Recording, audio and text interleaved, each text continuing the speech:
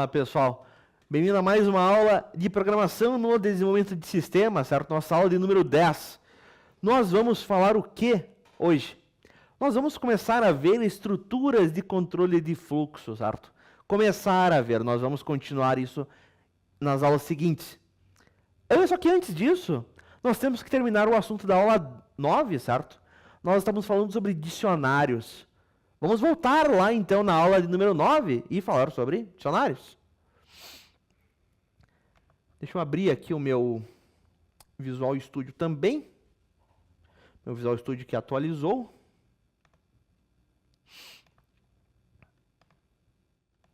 Estamos em Tester 9. E nós tínhamos visto, certo? Como que nós criamos um dicionário, como é que nós alteramos os valores existentes.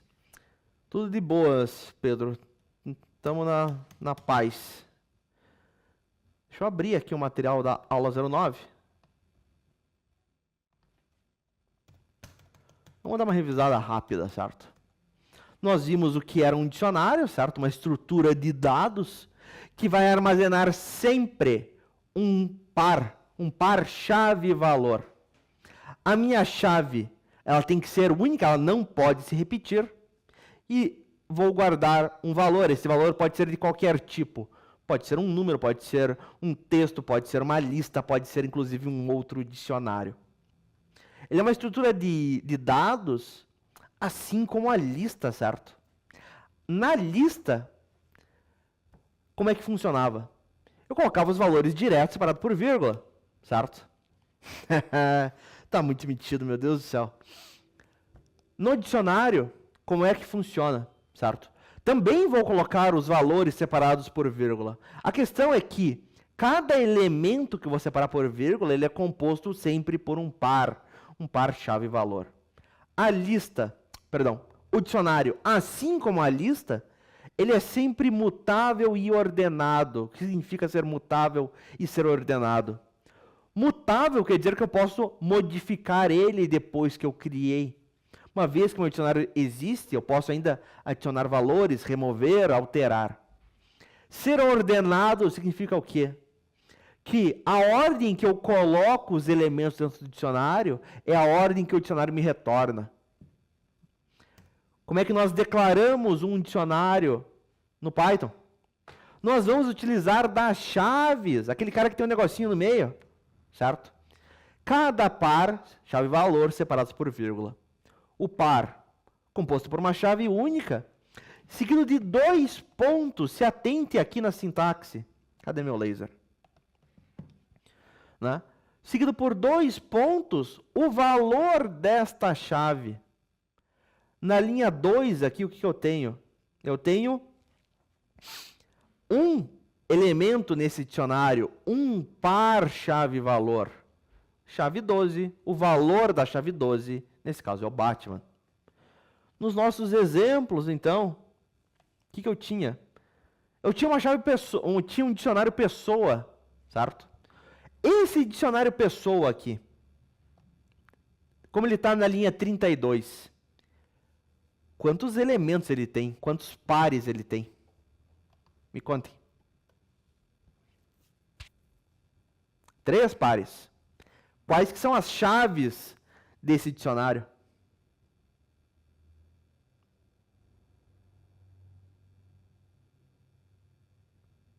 Isso aí é inveja, hein, Gustavo? O cara tá invejoso, demora para responder aí. Ah, é verdade. Piazinho, você volta ali com a imagem. Aí. Muito bem. Nesse dicionário pessoa, quais que são as chaves dele?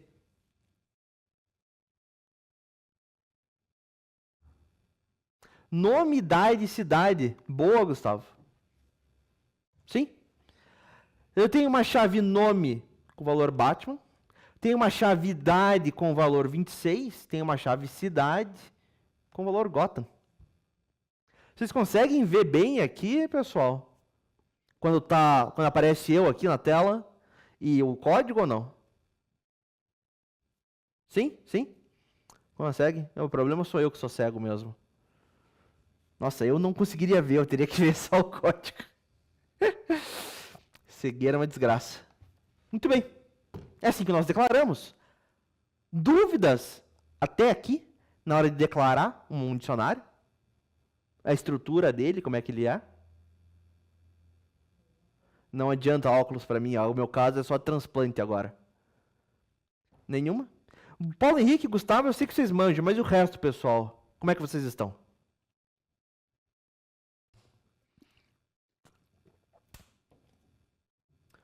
Temos quase nenhum aluno. Que beleza. Tudo certo, Sofia? Ótimo. Por que faltou quase a sala inteira, Gustavo e Paulo? Vocês têm alguma explicação? Tem alguma boa desculpa ou é... Emendou o feriado, mas... Pai amado, feriado da semana passada? Que feriado?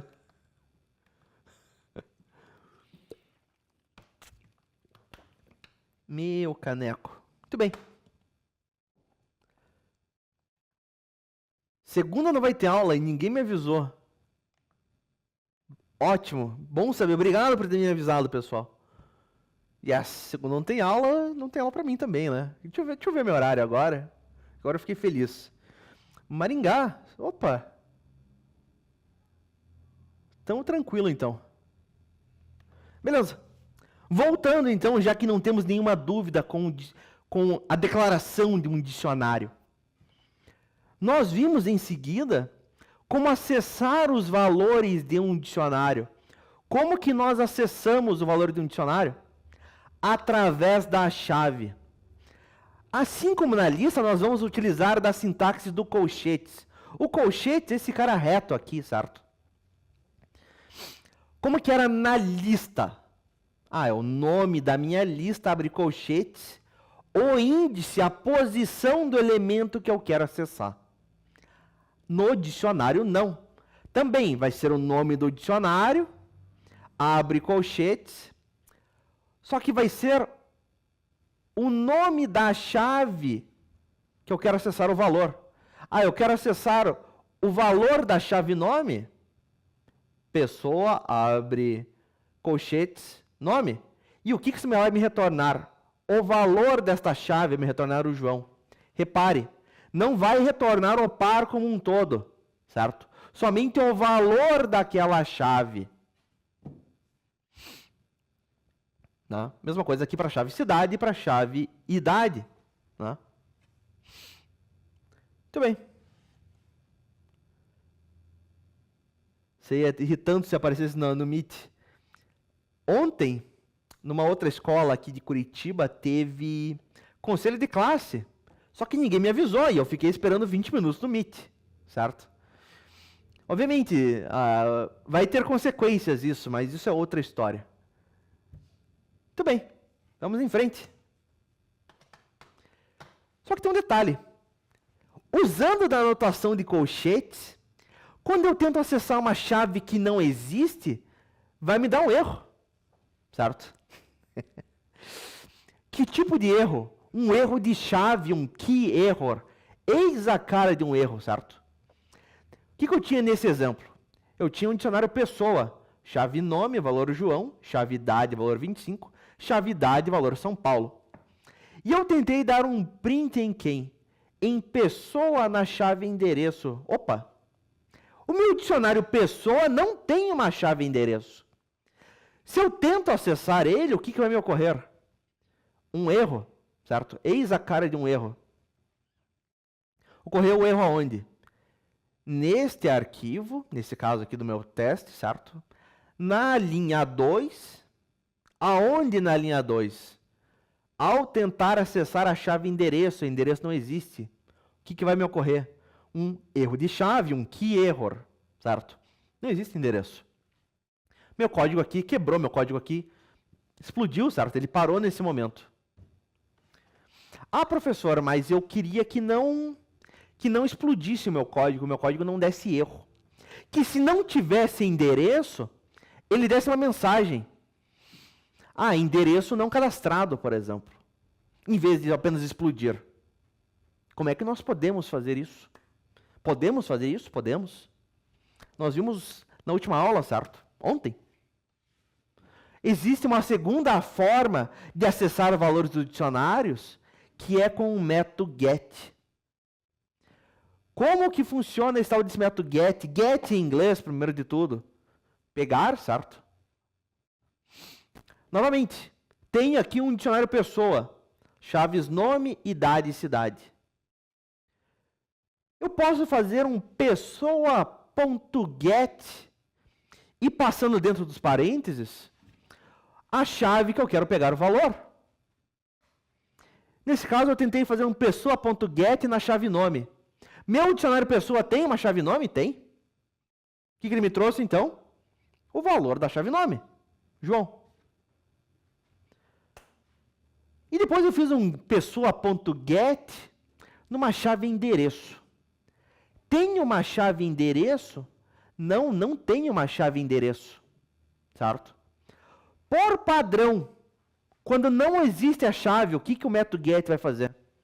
Ele vai retornar para mim um nulo, um none. Não tem um valor aqui para endereço. De forma opcional, eu posso dizer, se não encontrar, retorne esse valor, retorne essa mensagem para mim. Que é o que eu fiz na linha 4. Certo? Eu fiz um pessoa.get e endereço de volta. Só que se não existir um endereço, retorne para mim aqui esses 3 hífens. Não tem o endereço, ele me retornou os 3 hífens em vez de retornar o nulo. Eu poderia colocar uma outra mensagem, endereço não cadastrado, por exemplo. Foi o que eu fiz aqui, inclusive, né? Com as frutas, usando o get. Se não tivesse uma chave D lá no meu dicionário de frutas, ele ia retornar, não existe uma fruta começando com D. Isto aqui que nós vimos na nossa última aula. Dúvidas? Tranquilo, não tranquilo? De buenas, não de buenas? Como é que nós estamos? Isso aqui é tudo uma revisão da última aula, certo? O que vocês me dizem?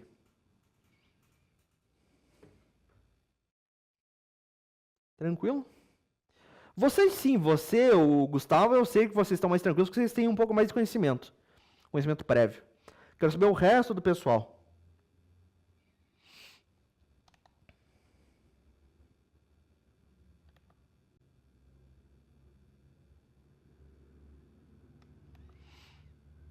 Estou dizendo de Pedro, de Sofia, de Vitor, Gabriel Rosolin, Ana. Nossa, tem pouca gente mesmo, hein? Vocês estão em 7.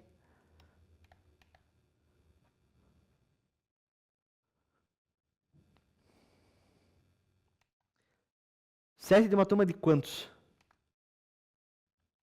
Para você tá tranquilo? Perfeito. Tranquilo? Ótimo. 7 de 24, bonito. Então tudo bem, né? Vamos em frente. Só vieram os tops hoje. Então, anotar esses nomes aí. 7 de 24. Beleza. Vamos em frente então, né?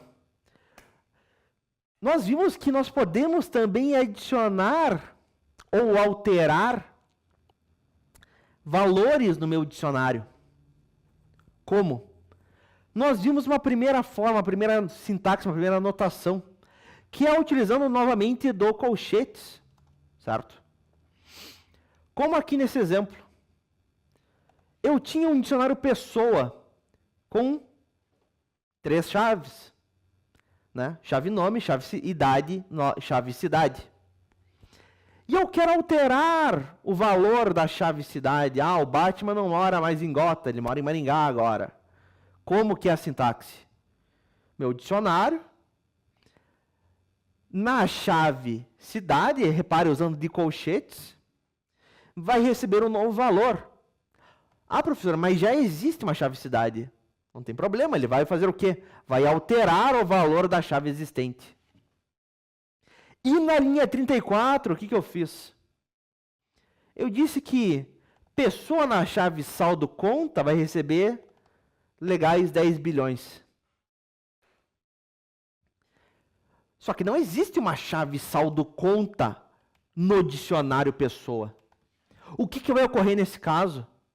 Vai ser adicionado uma chave saldo conta com esse valor 10 bilhões.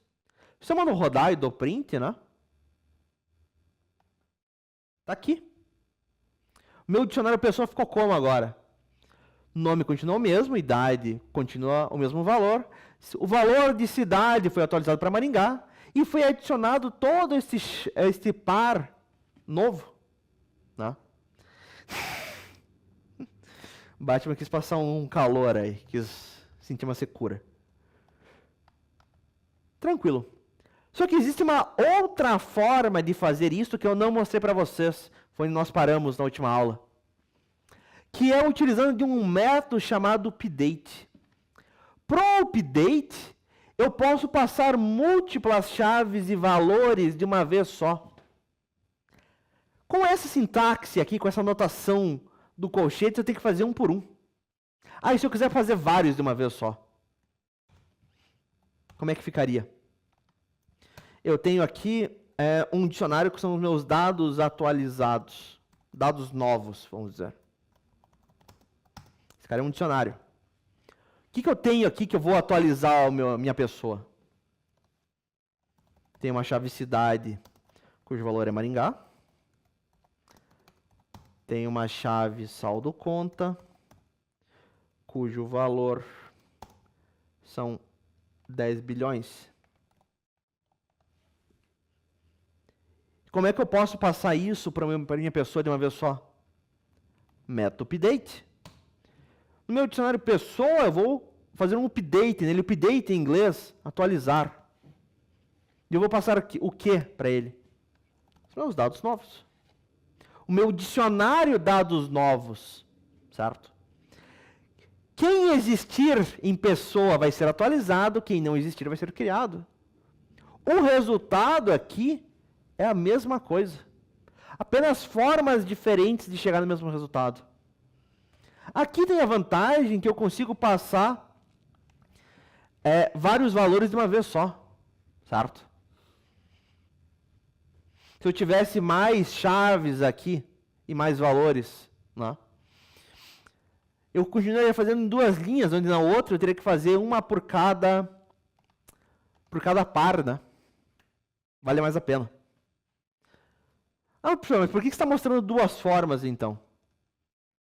Porque você vai ver essas duas formas sendo usadas profissionalmente, certo? Ambas são utilizadas, nós temos que conhecer ambas.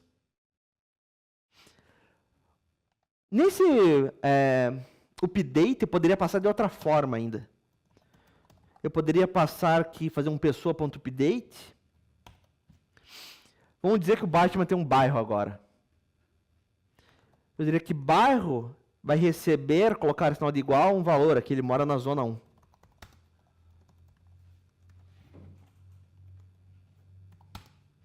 E o Batman mora na rua X.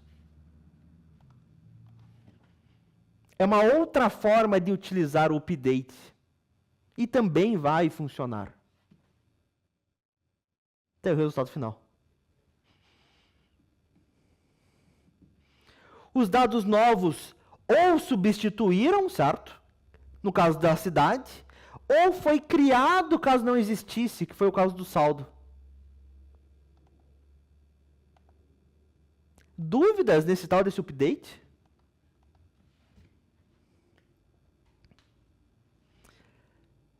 É que isso aqui é uma sintaxe diferente. Isso aqui a gente vai ver mais para frente quando nós formos estudar funções, certo? A gente vai ver que este bairro aqui, ele é tratado como se fosse um parâmetro, a zona 1 a gente chama de argumento. É uma sintaxe diferente, certo? Mas no final das contas ele vai entender, né? Ele vai ver que bairro e rua vão ser tratados como strings nas chaves.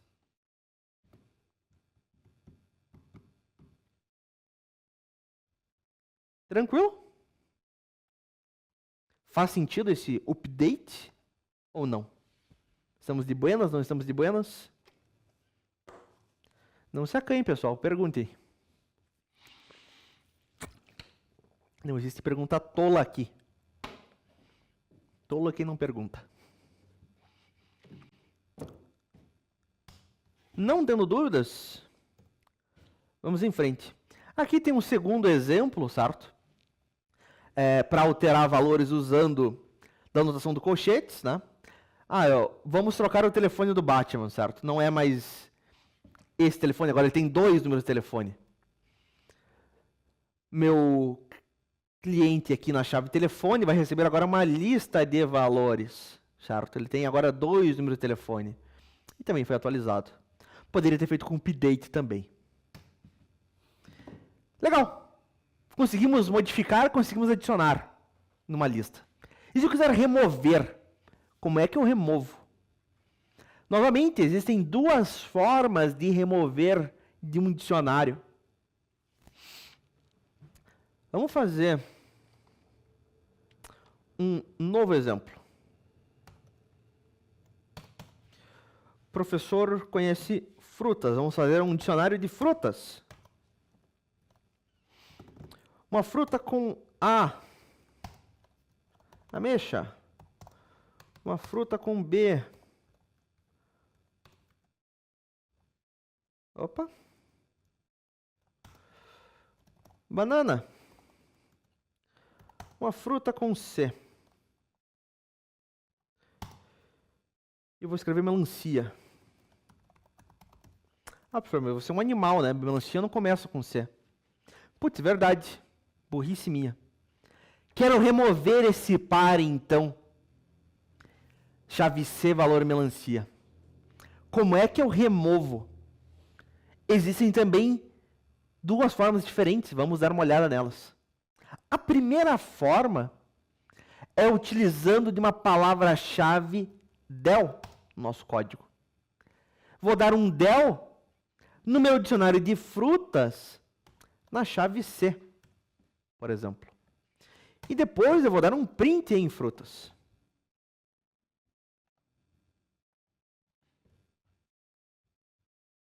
Repare, de fato removeu a chave C. Pô, legal. Só que tem um detalhe. Este del, ele não é somente para remover chaves de um dicionário. Palavra-chave del no Python remove o que você passar para ela, não importa o que seja. Certo? Esse cara tem que tomar cuidado, por quê? Vou fazer um del em frutas. Só que daí eu esqueci de passar a chave. O que vai ocorrer? Todo o meu dicionário frutas foi removido. Não existe mais frutas. O que você passar para o del, ele vai remover, não importa o que seja. Cuidado com esse cara, então. Putz, perdi meu dicionário, e agora? Agora já era. E tem outro detalhe. Vou fazer um del em frutas na chave D. Tenho uma chave D? Não, não tenho. Se você tentar remover com o del uma chave que não existe, ele vai levantar uma exceção, ele vai lançar um erro para você. Que erro? Novamente, um erro de chave, um key error, certo? Ora, não existe a chave D no meu dicionário de frutas aqui na linha 44. Ó. Eis a cara do erro.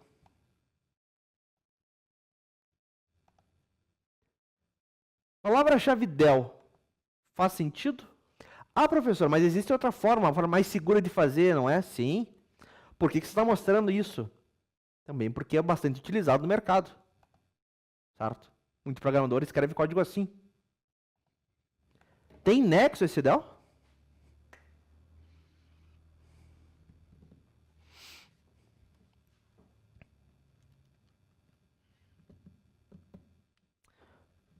Pessoalzinho, me respondam, por favor. Por enquanto, entendeu?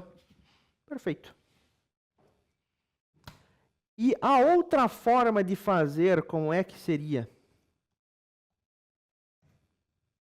É utilizando um método chamado pop.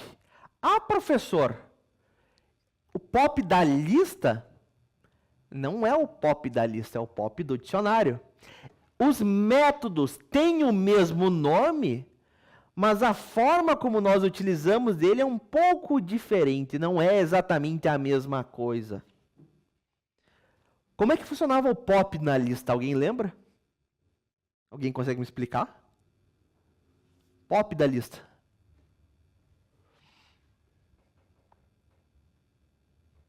Ele removia o último da lista se você não passasse nada para dentro dele. O que você podia passar para dentro de um pop ainda?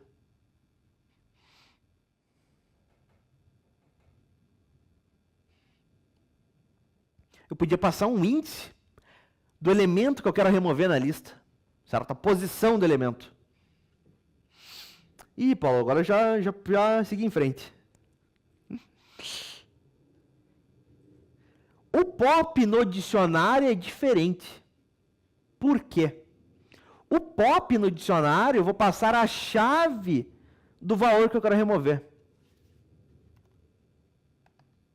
Eu vou pegar aqui, então, vou fazer meu frutas.pop na chave C. Ah, professor, removeu. Qual que é a diferença? Se eu fizer apenas um frutas.pop nesse meu dicionário, ele vai dar erro. Eu não posso ter um pop no dicionário vazio. Ele não vai remover o último elemento por padrão. Não. Eu preciso passar uma chave para esse pop do dicionário.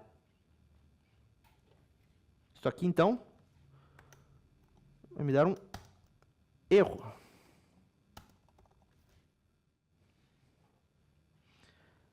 E o pop do dicionário, assim como o pop lá da lista, ele pode me retornar um valor. Ah, eu posso guardar o valor da chave C numa variável. Fruta removida. Se eu der um print em fruta removida, vai estar lá o valor da chave que eu removi, né? Tranquilo? O pop de dicionário? Alguma dúvida? Vocês entenderam a diferença? Que o pop vazio no dicionário não existe? É basicamente a única diferença, né? Você não passa índice, você passa o nome da chave, e você não tem um pop vazio. Repare, eles têm o mesmo nome, certo? Mas a funcionalidade difere um pouco. Tranquilo, então? Alguma dúvida em dicionários? Você define qual efeito você quer remover, caso não tenha nada, obtém erro, né? Boa! Vamos fazer aqui um frutas.pop. Na chave X. Tem uma chave X? Não, não tem uma chave X. Este cara, por padrão, ele vai me dar um erro também. Um erro de chave. Ah, mas eu não quero que dê erro. Eu posso passar de forma opcional um valor padrão caso ele não encontre. Ah, se não encontrar essa chave X, retorne um nulo. Pronto, me retornou um nulo. Vou até aguardar. Chave fruta removida 2, que seja. Eu vou dar um print na fruta removida 2. Pronto, me retornou um nulo. Ah, mas eu queria colocar outra mensagem. Fique à vontade. Chave não encontrada.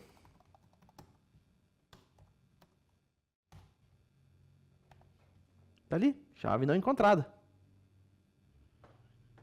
Não é igual ao update. Por quê? No update, por padrão, se ele não encontrar a chave, update não. Dificuldade. O get, certo? Ele é igual ao get. Por padrão no get, se ele não encontrar a chave, ele vai retornar um nulo. Aqui não. O POP, por padrão, ele dá um erro. Eu posso passar de forma opcional, caso não encontre, em vez de dar erro, retorne um nulo, por exemplo. É diferente, então, né? Tem que ter esse cuidado. Tranquilo? Dúvidas aqui, galerinha? Dúvidas em dicionário como um todo. Nós vamos trabalhar mais com dicionários em futuros exercícios. Por enquanto, nós temos que construir nosso repertório de conhecimento, certo? Para poder fazer algum exercício que tenha mais significado. Podemos seguir em frente?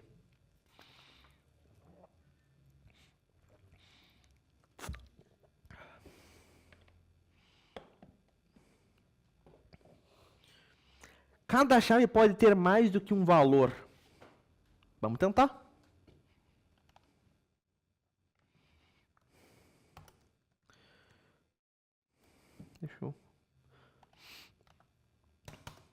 Eu tenho aqui o meu dicionário de teste. E eu tenho aqui uma chave valor. Uma chave-chave. E o valor dela vai ser o quê? Eu tenho um 2, eu tenho uma string abacate. Repare, se eu tentar deixar dessa forma, ele já está me reclamando, né? Por quê? Entradas de dicionário devem conter pares chaves valor. Mas eu preciso que ela tenha vários valores. Então, você vai passar como valor para esta chave um dicionário. O dicionário, uma lista, por exemplo. A lista, ela é uma coleção de valores, mas o que eu vou passar ainda vai ser uma coisa só. O monitor morreu. Aqui. Volte à vida, então.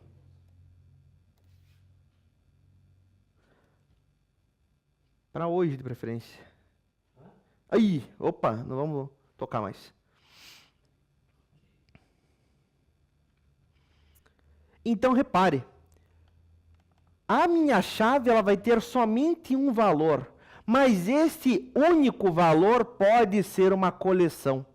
E a coleção em si, ela obviamente pode ter múltiplos valores.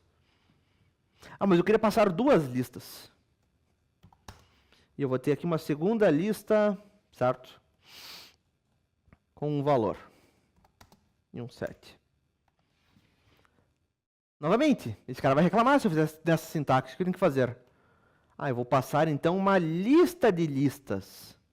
Mas novamente, ele é um valor só. Tem lógica, Gustavo?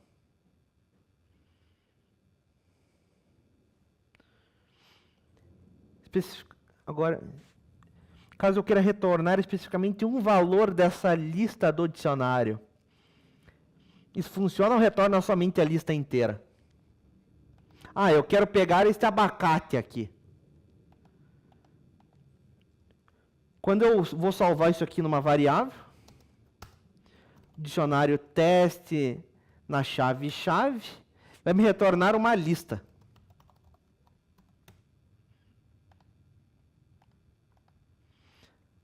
Mas eu quero a primeira lista.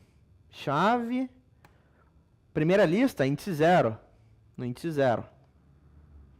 Eu quero pegar o abacate. O abacate está no índice 2. No índice 2.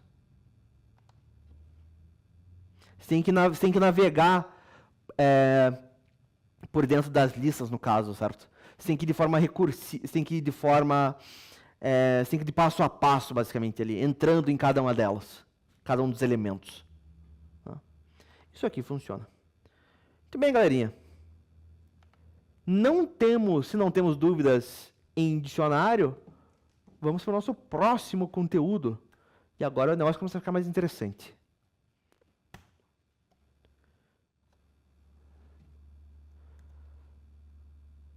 Nós vamos começar a falar de estruturas de controle de fluxo, certo? Como assim estruturas de controle de fluxo? As estruturas de controle de fluxo são responsáveis pela ordenação que as minhas instruções são executadas. Como assim? A ordem com que as minhas instruções são executadas, os meus comandos, as minhas linhas são executadas. Até então, todo o código que nós fizemos, ele era do tipo sequencial.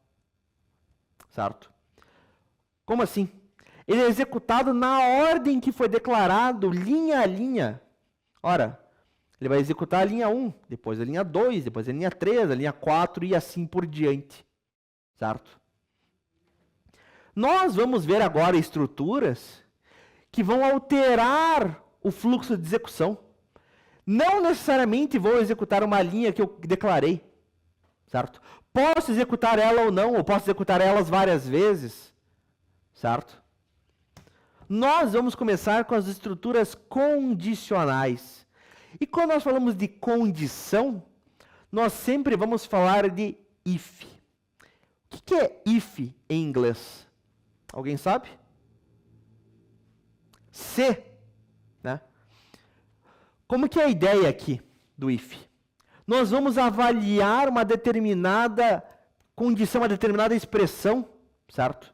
E de acordo com o resultado dessa expressão que nós vamos avaliar, nós vamos alterar o fluxo de execução. Nós vamos executar um código ou não. Reparem aqui. Tá? O que eu tenho? Cadê meu laser? Para esse cara. Aqui. Eu tenho uma variável a valendo 10 e eu tenho um if. Reparem aqui na sintaxe, como é que eu escrevo. If A maior do que 5.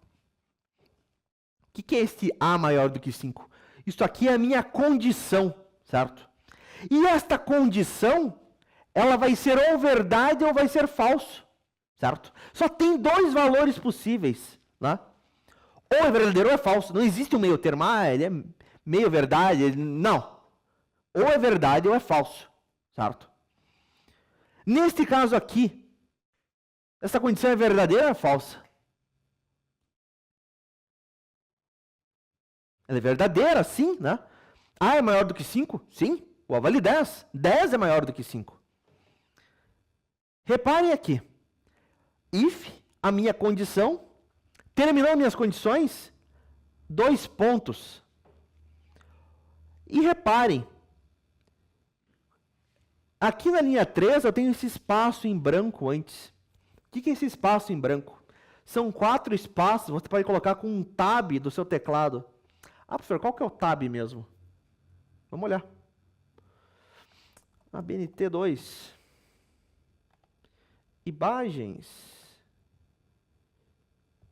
Você em uma nova... Aqui. No vosso teclado, no canto inferior esquerdo, nós temos o botão do Ctrl, botão do Shift, Caps Lock para você escrever em maiúsculo, certo? Este cara aqui com as duas flechinhas é o botão do Tab. Quando você coloca o Tab no Python, no Visual Studio, ele vai fazer o quê? Ele vai adicionar esses 4 espaços para você. Repare que no meu ele fica colorido. Por que ele fica colorido no meu? Porque nós instalamos lá na nossa primeira aula aquela extensão chamada indentarable. Estes espaços que eu coloco, nós chamamos eles de indentação. Conforme a quantidade de indentação, muda a cor, certo? Ele ajuda a gente aqui a navegar de forma mais fácil. Vamos criar, então, um teste para a aula de hoje. Uma pasta para a aula de hoje. Aula 10. E eu vou criar aqui testes10.py. São 2 setinhas em direções diferentes, esse cara mesmo. Eu tenho uma variável A valendo 10.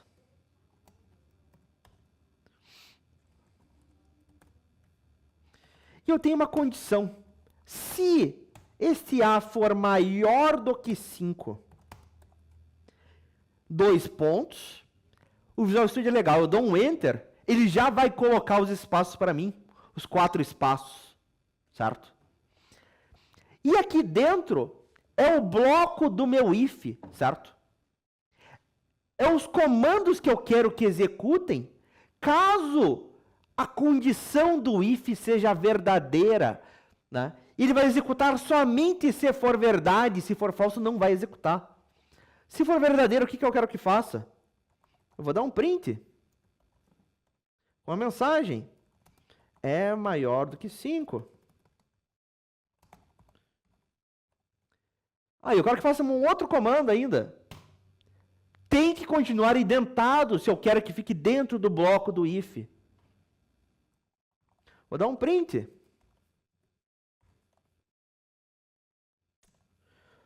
Maior do que 5. Ah, beleza. Quero sair do bloco do meu if. Esse código eu quero que eu execute, não importa se é verdadeiro ou não a condição. Vou dar um print aqui. Fim do programa.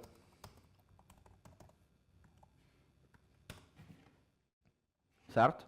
Reparem, para fazer parte do bloco deste if, ele tem que ter uma indentação constante. Código que não está indentado, que não tem os espaços, não faz parte do if. Vamos rodar esse cara. Vamos rodar ele no passo a passo ainda por cima.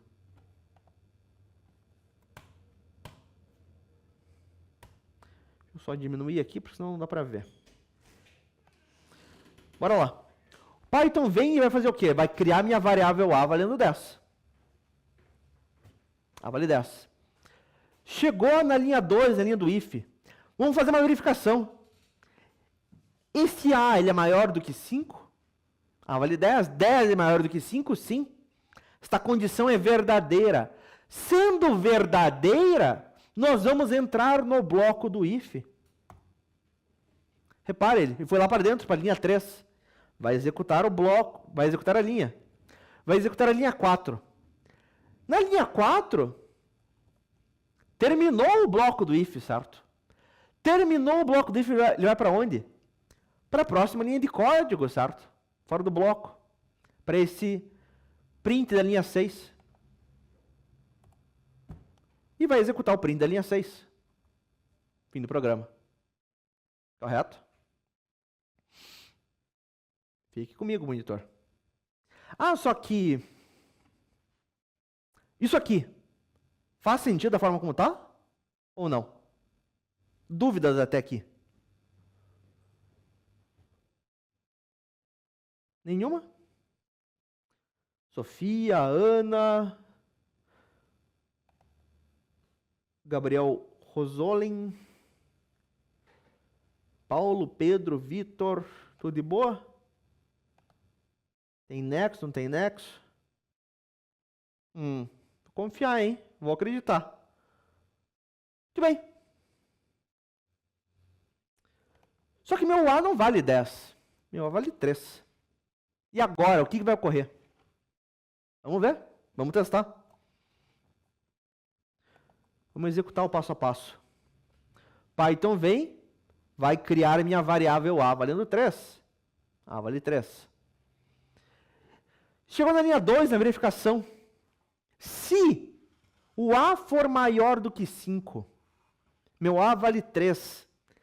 Se 3 for maior do que 5, ora, essa condição não é verdade, essa condição é falsa. 3 não é maior do que 5. Certo?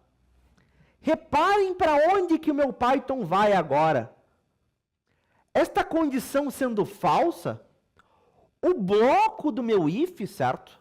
O código que está indentado abaixo dele, não vai ser executado. Ele vai para onde o Python? Direto para a linha 6, certo?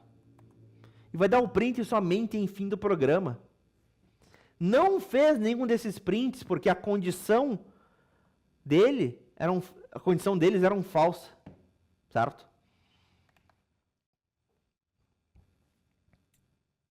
Tem lógica isso aqui? Tranquilo? Sim? O que acontece? É o quê? É ok? Não é ok? Mais ou menos? Claro, repito.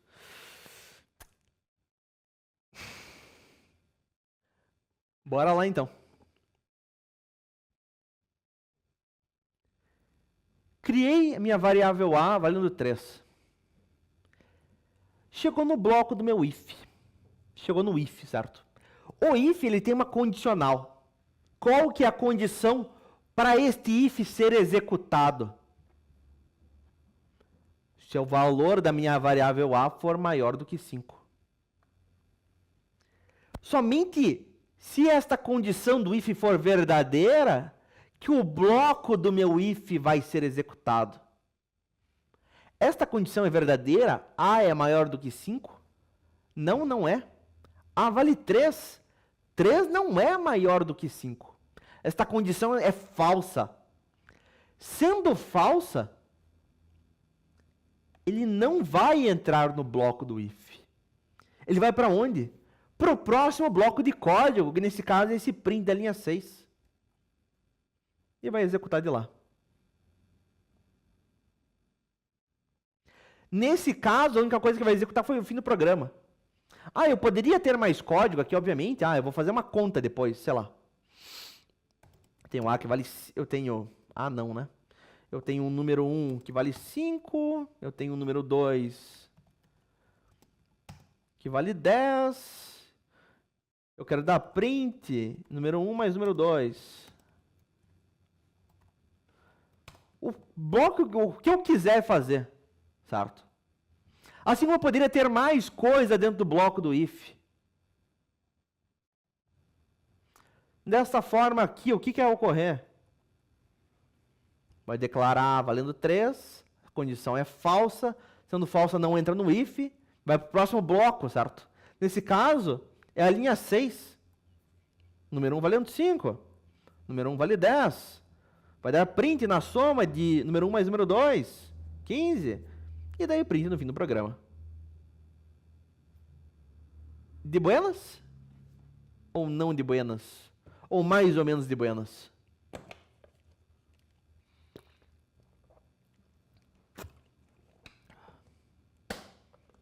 Certeza. E o resto da galera aí? O que me conta?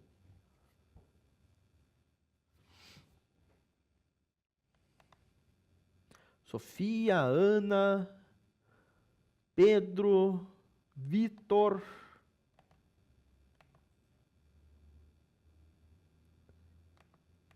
O código aqui. Tem lógica, não tem lógica, a estrutura. Lembre-se, meus caros, é bastante comum vocês que estão começando agora terem a lógica correta, mas vai dar erro para vocês na hora de escrever por quê. Você vai esquecer um parênteses, vai esquecer um 2 pontos, vai esquecer alguma coisa. Tá? A sintaxe, a forma como nós escrevemos é extremamente importante. Tá? Lembrem aqui, depois da condição do if, tem que colocar um 2 pontos para indicar que eu estou iniciando o bloco daquele if. Tá? Sintaxe é uma coisa que pega, sim. Tá? Extremamente comum, inclusive. Eu também, ao longo dos meus mais 10 anos, quantas horas eu já não perdi por causa de um parênteses, de uma aspas, de um 2 pontos, de alguma coisa assim. Certo? Duvidar dias já perdi na minha vida por causa disso. Pois não. Diga lá, Paulo Henrique.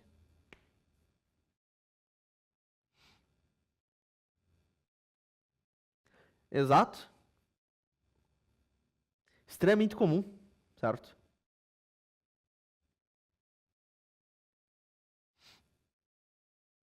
Já passei horas por causa de uma coisa ridícula assim.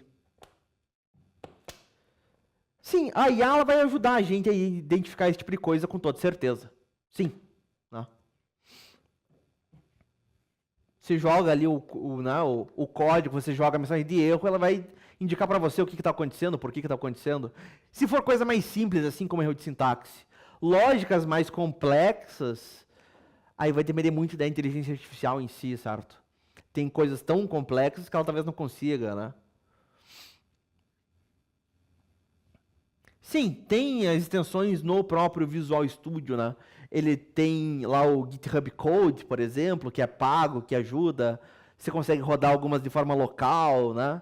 Geralmente é pago. É pago ou você tem que ter uma máquina parruda, né? Uma máquina forte o suficiente para executar esse tipo de linguagem generativa, né? Esses modelos grandes de linguagem, tipo um ChatGPT, né?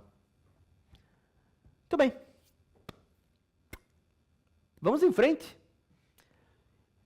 E se meu A valer exatamente, ou melhor, antes disso, se meu A vale 5, eu estou dando um print, é maior do que 5, maior do que 5. E se for menor do que 5, eu quero fazer uma outra situação, caso seja menor do que 5, eu quero que dê um outro print. Podemos fazer isso? Podemos. Como? Cadê? Aqui.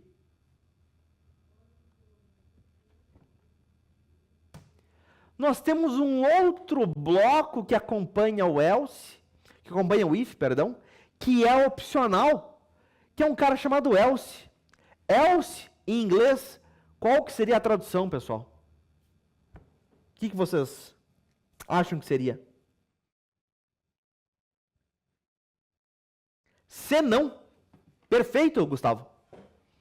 Se o meu A for maior do que 5, faça isso. Se não, faça esse outro bloco de código. Execute este outro trecho de código. Certo? Né? O else, qual que é a ideia dele? Ele é a saída padrão caso as condições anteriores deste bloco condicional sejam falsas.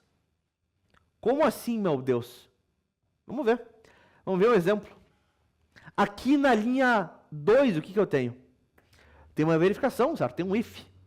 Se o meu A for maior do que 5, ele vai executar a linha 3. Se não o quê? Se o meu A não for maior do que 5. Se não for maior do que 5, 2 pontos, vai executar a linha 5, certo? É menor do que 5. Repare, no else nós não colocamos uma condição. O else vai ser executado se todo mundo anterior for falso. Se todo mundo anterior for falso, aí ele executa. Também não sou obrigado a ter um else. No exemplo que eu fiz até então, não tinha um else e funcionava, certo? Vamos fazer isso então no nosso código. Vamos alterar lá ele. Se o A for maior do que 5, faça isso. Deixa eu só limpar esse cara aqui, ficar mais legível. Não, aí. Do contrário, se não, else, faça esse outro. Ah, deu um print aqui. Uma mensagem. É menor do que 5.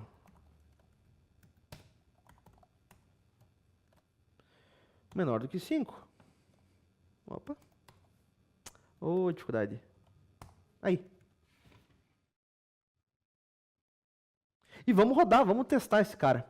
Esses prints que eu tinha dado aqui de soma de número, não sei o que, era só para mostrar para vocês que eu posso ter coisa depois. Eu vou deixar só o fim do programa. Deixar um pouco mais limpo esse cara. Repare também o bloco do else. Else, 2 pontos. Para fazer parte do bloco do else, ele também tem que ter uma indentação de forma constante. Vamos rodar esse cara.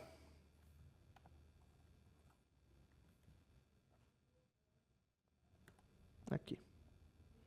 Python vem, cria minha variável A valendo 3. Tem uma verificação. Este A é maior do que 5? Não, não é. A vale 3. 3 é menor do que 5. Essa condição é falsa.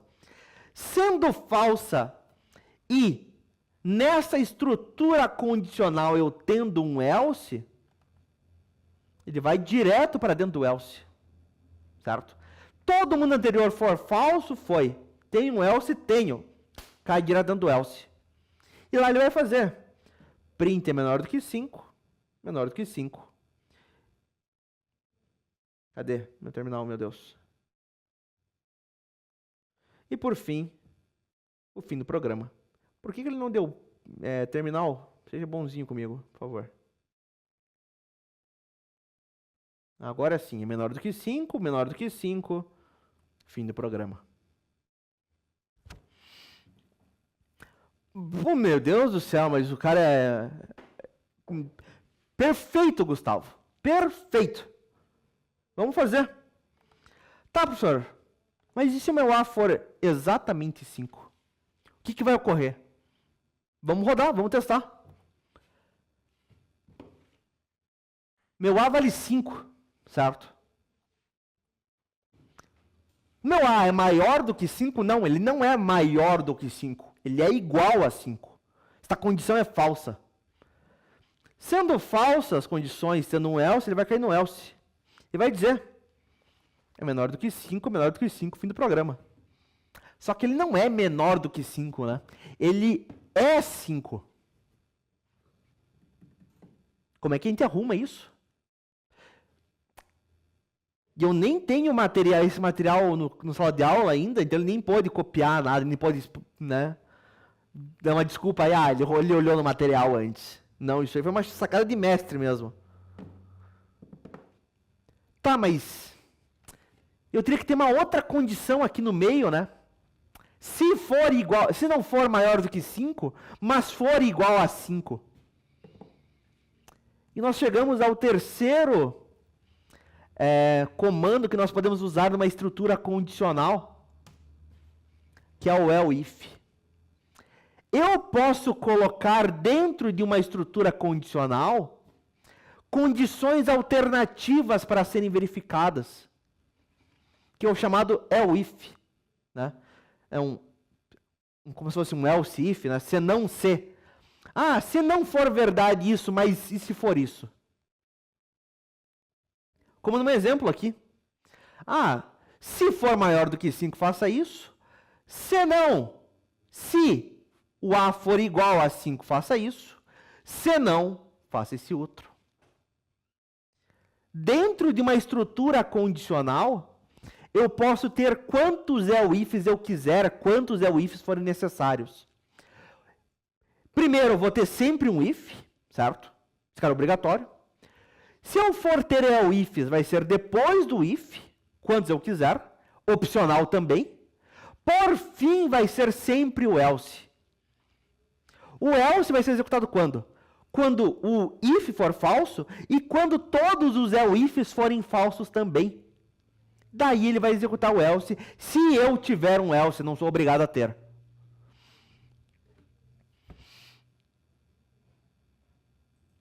Vamos rodar, Gustavo, vamos testar. Monitor, você está triste comigo, ele está indo e voltando. Volte, obrigado. Eu vou ter uma condição alternativa aqui. Caso contrário, se a minha variável A for igual a 5, como é que eu faço uma comparação de igualdade mesmo? Como é que eu digo, se A for igual a 5? Alguém lembra? Vimos isso na nossa segunda aula, se não estou enganado. Dois sinais iguais. Lembrem, comparação de igualdade são dois sinais iguais. De diferença seria o quê? Exclamação igual. Se for igual a 5, faça o seguinte. E agora tem um novo bloco.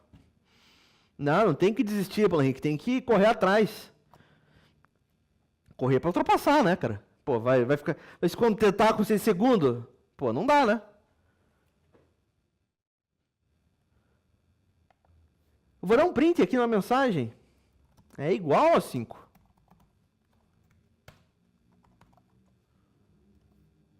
Igual a 5.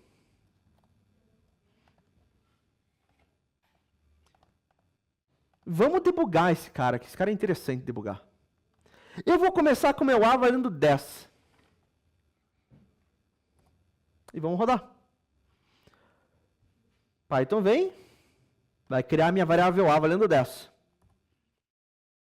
Se o meu A for maior do que 5, meu A nesse caso é maior do que 5 ou não? Sim?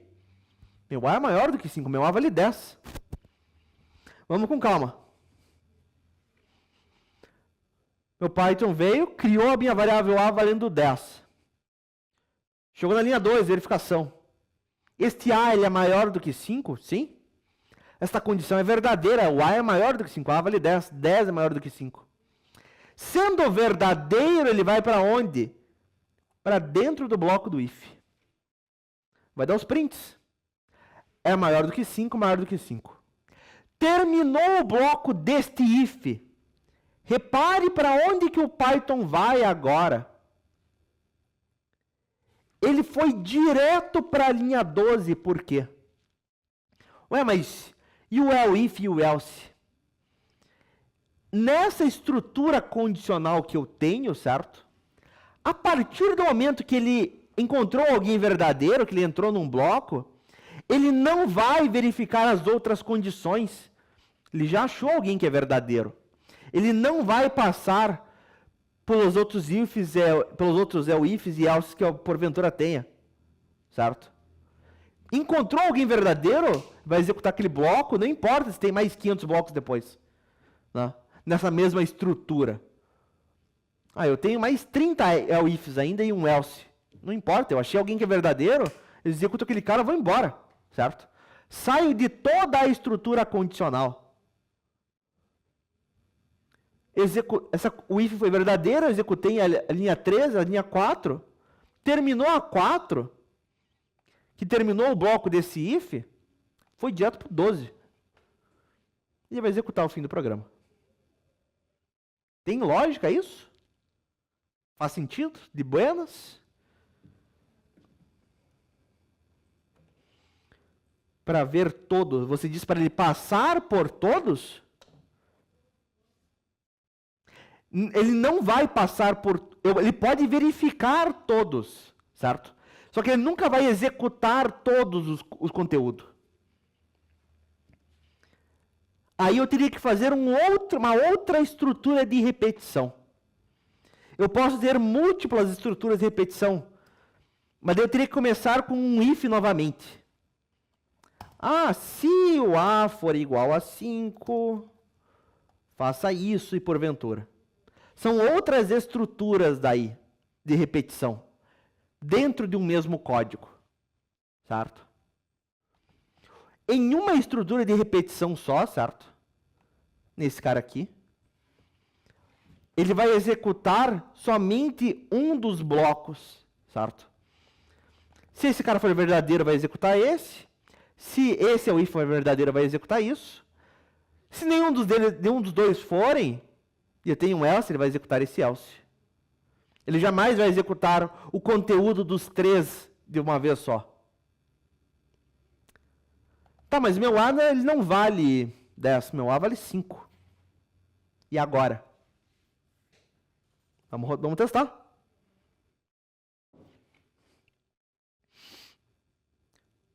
Python vem, vai criar minha variável A valendo 5. Vai fazer uma verificação.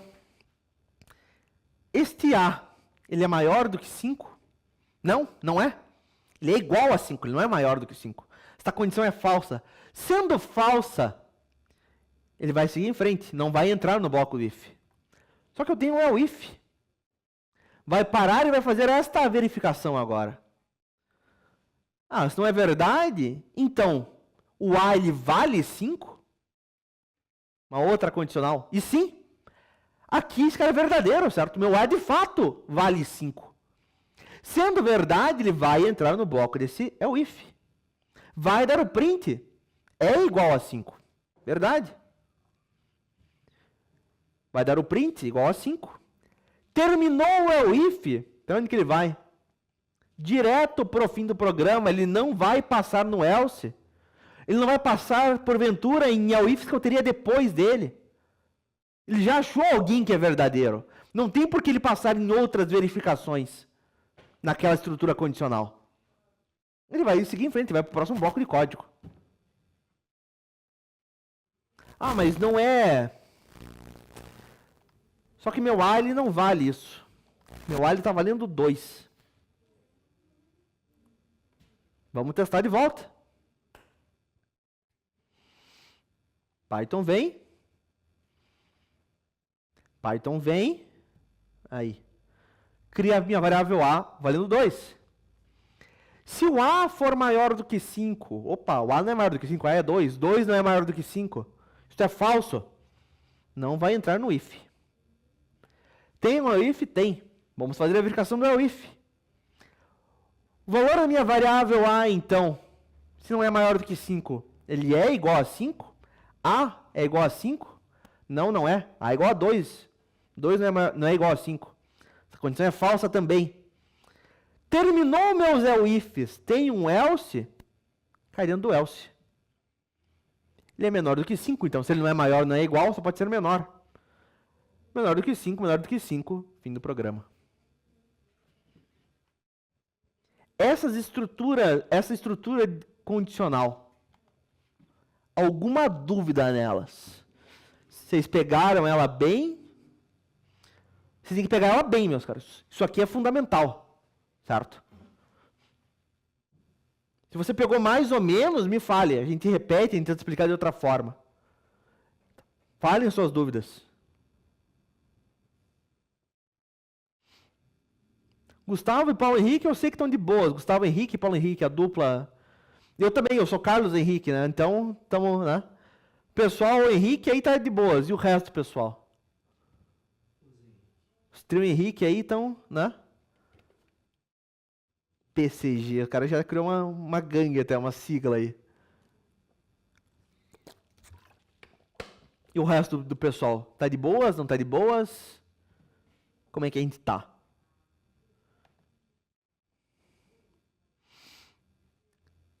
Gabriel Rossolen, Ana, Sofia, Vitor. Tinha mais alguém aqui, né? Estão dando sinal de sim na câmera. Eu não consigo ver a câmera. A câmera é muito pequena para eu conseguir ver aqui. De boas, obrigado. Me escrevam, por favor, pessoal. O chat eu consigo dar zoom. A câmera aqui é muito... Não tem espaço suficiente para eu ver maior. Beleza, pessoal. Obrigado. E eu consigo proibir de usar a câmera também. Eu tenho esse poder. Você quer ver, Paulo Henrique?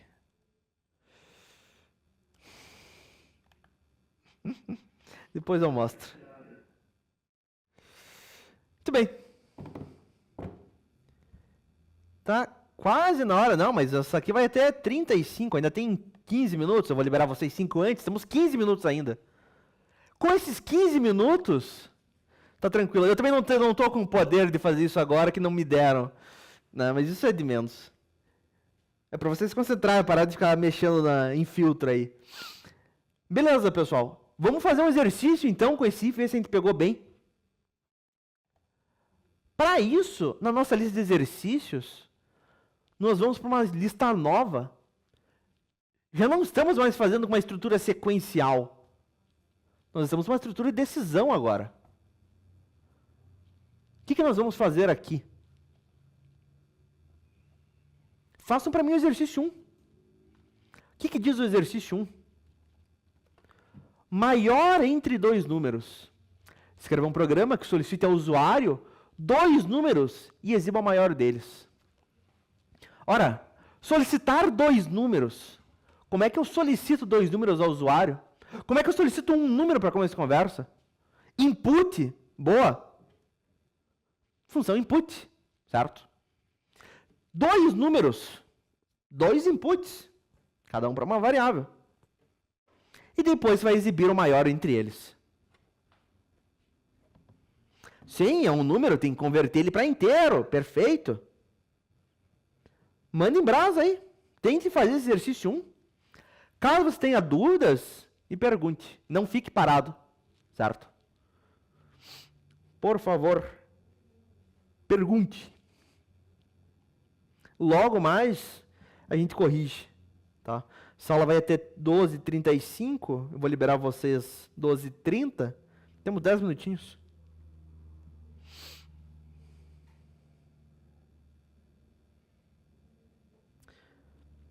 Pessoal que queira praticar, certo? Isso aqui em casa.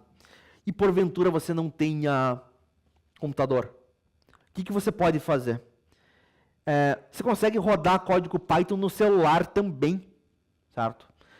Existe um cara chamado PyDroid, se eu não estou enganado. Exatamente, PyDroid 3. Que você pode usar para rodar código Python no vosso celular. Eis o link.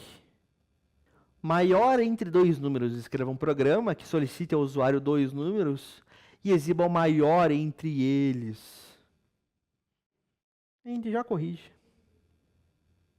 Esse exercício, se você baixou o zip que está lá no sala de aula, e eu espero que você tenha baixado. Lista de exercícios, 02, estrutura de decisão, é o 01. Quem terminar, por favor, fale para mim no chat, certo? A gente já corrige. Deixa eu dar uma olhadinha, Paulo Henrique, eu estava esperando o pessoal terminar também. Vamos ver o que vocês... Deixa eu fazer o meu, certo? E daí eu vou corrigir o de vocês. Muito bem. Maior entre os dois números. Solicitou um programa... Perdão. Maior entre dois números. Escreva um programa que solicite ao usuário dois números e exiba o maior entre eles. Vamos lá. Solicitar dois números. Vou começar solicitando um número. Eu vou ter um primeiro número. Que eu vou solicitar como? Como é que solicito algo ao usuário? Função input. Digite o primeiro número.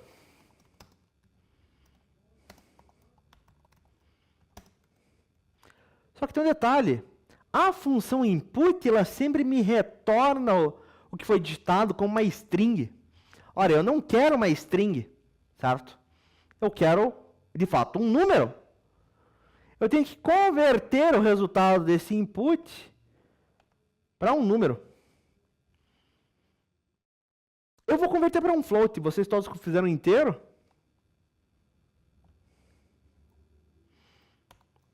Tranquilo. Eu vou converter para um float. Certo? Tenho o meu primeiro número. Tenho que fazer isso uma segunda vez para um segundo número. O segundo número, eu vou guardar numa variável número 2. Legal? E eu tenho que verificar quem que é o maior entre eles. Vamos fazer uma verificação, uma condicional, um if. Se o número 1 for maior do que o número 2, eu vou dar um print. Fazer uma string.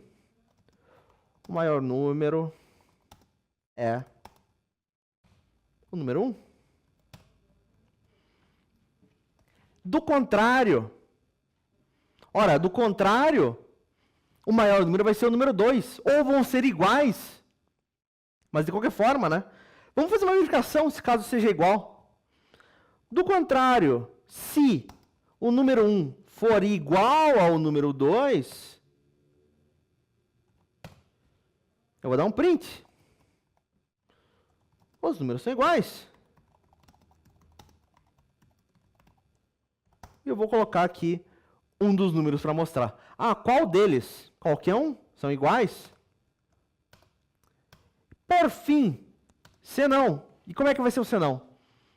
Se eles não forem iguais, e se o número 1 não for maior que o número 2, significa o quê? Ora, que o número 2 é maior que o número 1. Nesse caso eu vou dar um print. O maior número é o número 2.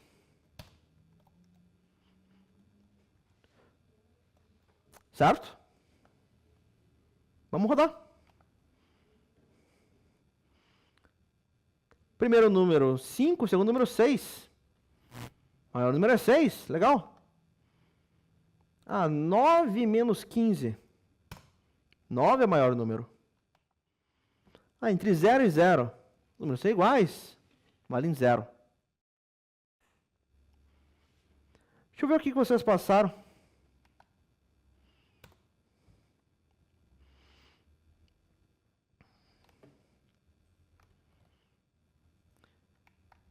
Esse aqui é o do Gustavo. Se o número 1 for menor que o número 2, o número 1 é menor que o número 2. Do contrário, o número 1 é maior que o número 2. Por fim, né, se não for nenhum dos dois, ambos são iguais. Perfeito, Gustavo. E o do Paulo Henrique?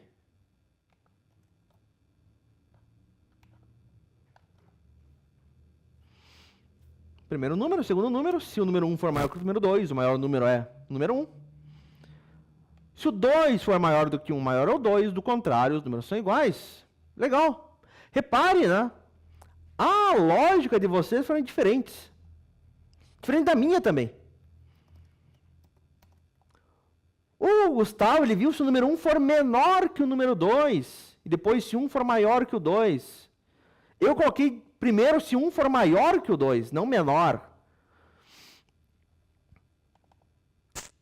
O Paulo Henrique aqui no ELIF foi diferente. Se o 2 for maior que 1. Aqui foi se 1 for maior que o 2. Se 1 for igual a 2. Repare, todas as lógicas são diferentes, certo? A forma como nós escrevemos foi diferente. Mas o resultado final foi o mesmo. Né? Não existe uma forma correta aqui, certo? São lógicas diferentes apenas. O resultado vai ser o mesmo. Isso é normal em programação. Muito bem, meus caros. Está na nossa hora já. Nós ficamos por aqui. Nos vemos na próxima semana. Até mais, galerinha. Falou!